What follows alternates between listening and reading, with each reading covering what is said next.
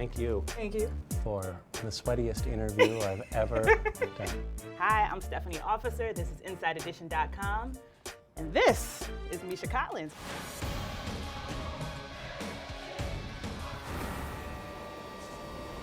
Hi. How are you? I'm very well. Better now for that introduction. That makes me feel very welcome. You open a room, this is what should greet you. I agree, 100%. I'm well, thank you. So talk to me about Supernatural. I've been working on Supernatural now for a dozen years, and this is our final season. We are excited about the future, but we're also sad to see it go. It's a job that you never expected to go on for as long as it did. The cast and crew are all close friends, and when we have to stop shooting, I don't know what we're going to do with ourselves. We'll probably just all get together and move into a retirement home together. Ooh. Yeah. You're gonna stay on the West Coast, or are you gonna do like the Shady Pines route? I think Shady Pines sounds like more our speed. Yeah. You spend more than a decade of your life doing something every day. When it's gone, it's kind of like, what are you guys gonna do? I am in the process of doing a little soul searching and trying to figure out what I want to be when I grow up. Before I was an actor, I thought I was going to go into politics. Was very determined that that was going to be my path, and then I interned at the White House and in the Clinton administration. Ooh. Which shows you just how old I am. And what I saw, I was like, oh, I don't want any part of this. I want to do something totally different. Honestly, what I saw was a lot of people who were just in the building because they were excited to be around the power of the presidency and the power of DC, and a lot of people who weren't actually there because they wanted to make the world a better place. Mm-hmm. And I was still young and idealistic at the time and thought I could maybe make the world a better place, and I thought this is not the way to do that. There's too much compromise. There's too little integrity. Right. And so I moved to Hollywood. They call it Hollywood sometimes. Part of me thinks maybe I could, go spend a little bit of time. This is an election year coming up. Spend a little bit of time plugging into supporting some candidates who are doing good work, and maybe spend a little bit of time with my children. I don't know. We'll spend some time together, see if we like each other. Yeah. If we do, see if it works maybe out. Spend a little more time together. Got this book. A lot of green stuff in here. Yeah, there is. Is that something that you're a fan of? Well, this cookbook is, can I hold it up to display it? See, I've been reading it because there's proof. Yep.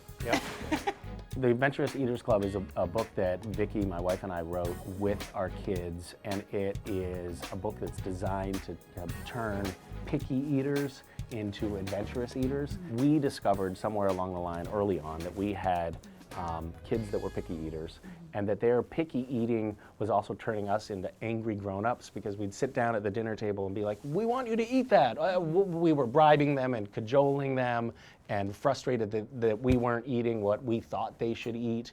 And so dinner time started to become this antagonistic time in the family where we were all dreading sitting down for dinner.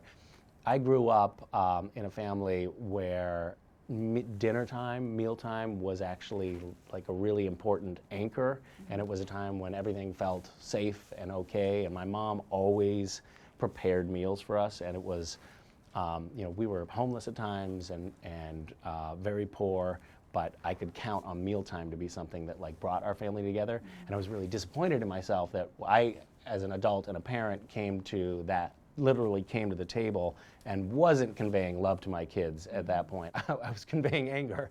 Eat that or else. So we started to explore options about like how to turn our picky eater kids into kids that enjoyed eating, and turn the dinner table into a place where we conveyed love to each other. And the outcome was this book. There are a lot of different things like that in the book. Another one that we discovered kind of by accident was that if kids are a part of the cooking process, then they will try pretty much whatever they make, because they feel proud and they feel like they have ownership over what they just created. And sometimes that means, like, if you give a kid license to make whatever, they're going to make disgusting things like breakfast popsicles, something that my kids invented. And I thought, oh, we're going to freeze orange juice. And they were like, yeah, orange juice and eggs and bacon and put it in a blender. It really is as awful as it sounds, but they ate them and thought they were delicious. Well, good. So it sort of proves the point, though, that if kids are a part of the cooking process, then they will explore things. And so this is largely about folding kids into the cooking process and about what it takes to turn a picky eater into a healthy eater. Got a funny story for you from when I was a kid. Okay. And I wasn't a picky eater. Like, I was very exposed. I was lucky enough to grow up traveling. But there was this one time, I must have been about 9 or 10, and there was broccoli and there was steak. And I ate the steak, but this broccoli, for whatever reason, just wasn't working that day. It just didn't do the job. So my mother sits there, as close as you and I are right now, she goes, "You're not leaving this table until you finish that broccoli." And I'm like, guess I'm not leaving this table. You drew a line in the sand, Yeah. she drew a line in the sand. We're standing off at this point. This line is drawn and no one's budging until she had to go to the bathroom. So now I'm left alone in the kitchen. What am I gonna do? I take the broccoli and I wrap it up and I throw it out the window, right? No big deal. The next morning, I get up for breakfast and that stupid piece of broccoli is right back on the plate. Oh With my breakfast, God. So she went outside, I found thought I threw it out the window. It's stuck on the fire escape. I was so mad. I'd never done anything like it. I was very obedient. I did what I was supposed to do, but this one stupid piece of broccoli. That's amazing. Never forget that. And I'm sure that what was unappetizing right after it had been cooked was even less appetizing after having spent a night on the Spent the night fire on the escape. Brooklyn fire escape, hung out, got all those nutrients, and just. So did you end up having to eat it? Yeah, I ate it. Did you? That's Yeah, amazing. yeah. She must have been so satisfied. What a triumph for her. I'm totally empathizing with your mother. It's like, yeah, get that I kid. hated myself so hard for not like double checking. I think I left the window open, which is how she even knew to look out there. It was like cold out. That is really amazing. So maybe we should do like I brought some of the ingredients Yeah. for one of the recipes in the book. Okay. But it actually takes a little, I'm gonna take off my jacket. A little So elbow it's- grease. Yeah, it's something that you really have to put your wrist into. All right, look at this. This is really for the decorative elements at the gorgeous. end. This is rosemary and sage. Do we have that cream in those jars over there? Thank you. But 2 of those for sure. Thank you. Okay, so in the cookbook, this is called Hop and Shake Butter. Yes. We can perhaps forego the hopping. Yeah. It's up to you though, and just do the shaking. So as you probably know, having grown up on a farm in Brooklyn, Milk doesn't just come from stores. Butter too. butter also comes from stores. Butter is made by whipping heavy cream to the point that it's whipping cream, and then past that point to where it's butter. One thing that's important is when you do this, actually screw the lid on all the way. We've tried it without doing that for disastrous Didn't results. really work out. No. Yep. You make butter by making whipping cream and then keeping on until, have you made butter before? I've never made butter before. Really? I have made butter runs.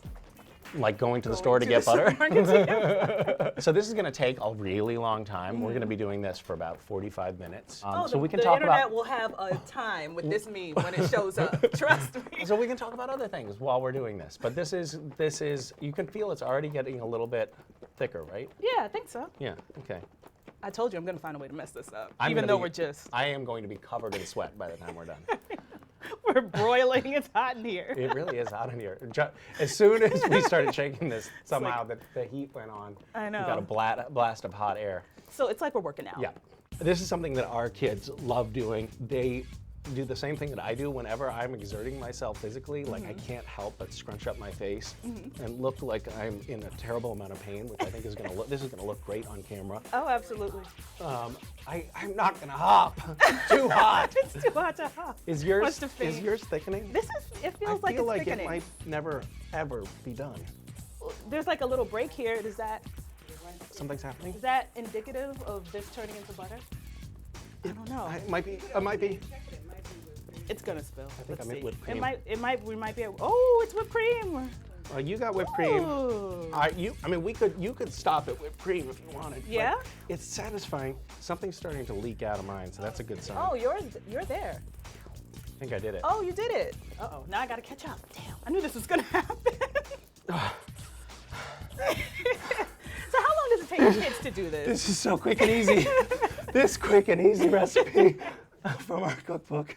You know what's funny? I think I've set the kids up to do this like 500 times and never actually put myself through the torture of doing it. Well, they've got all that energy. They can hop around and shake. You know, they're small. How old are your kids so now? our kids are 7 and 9. So you see all that liquid that suddenly came out at the bottom? Yeah. So that is when you know you're done. How did you know that this was going to be a fun way to like entertain your kids? When I was a kid, for several years, we would get our milk delivered by a local farmer. His name was actually Mr. Brown, so it was Farmer Brown. Farmer Brown. Delivering milk to us, and it was not homogenized, which means they don't like mix the cream and the milk together, so the cream floated to the top. I'm still panting. Yeah, it just feels like it's like at a standstill. Farmer Brown would deliver these little jars of milk, and at the top there was a layer of cream, and we would skim the cream off and we'd put it in jars and we would shake it. And me and my little brother loved doing that. I thought my kids would like it too. Oh, nice. And so far it has proven to be true. It's kind of like tricking them into working without actually making them think they're working. What a lot of this book is about. Yeah. It's trying to get the kids to do the work so that you can relax. It's not at all true, because when they work in the kitchen, it makes much more work for you. Look at that. That's a good like Paula Deen sized bit of butter. That's the real deal. How you doing out there? I don't know. I'm not trying to make you feel like you're falling behind. It's but still you're whipped falling cream. behind. But it's starting to get It's just a little thicker, yeah. It's like that butter when you leave it out for a little while. You might have to use 2 hands. This recipe isn't even in the cookbook. I was just doing this. Yeah. All right. Let me see if I can. I'm already covered in sweat, so I feel like it. Oh yeah, you know what?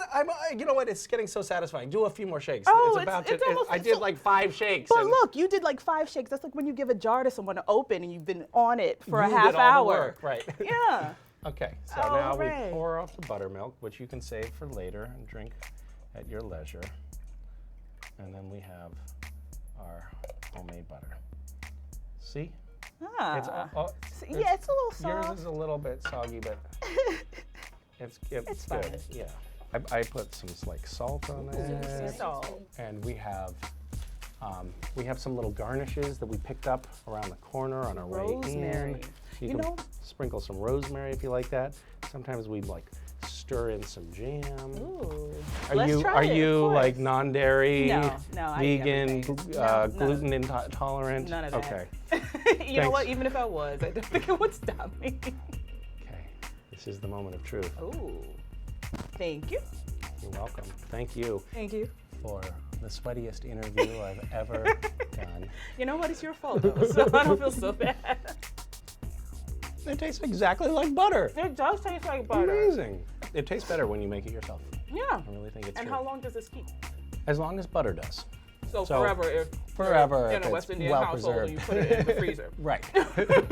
All of our profits from the cookbook are going to charities that help families who are underserved to get access to healthy food. Nice. So in case, maybe if you don't have young people in your life or you're not a picky eater, but you still want to help people in need, our profits are going to that cause. You know what? And it's a good thing too, because do you know that you're #1 on the Amazon cooking list right now? Really? Yeah. Why didn't anybody tell me Cooking that? with Kids, #1 That's bestseller on amazing. Amazon. That's awesome. Yeah. Thank you for telling me this good You're news. welcome. Come back and we'll make something else. Yes, I Yeah. would love to. That It's been a doesn't real require pleasure. so much Yes. physical energy. Something that we can just watch happen. The Adventurous Eaters Club is in stores and on Amazon, right? Yep. Thank you. Go get it. Thank you, Misha. Thank you. What a Really pleasure. appreciate it.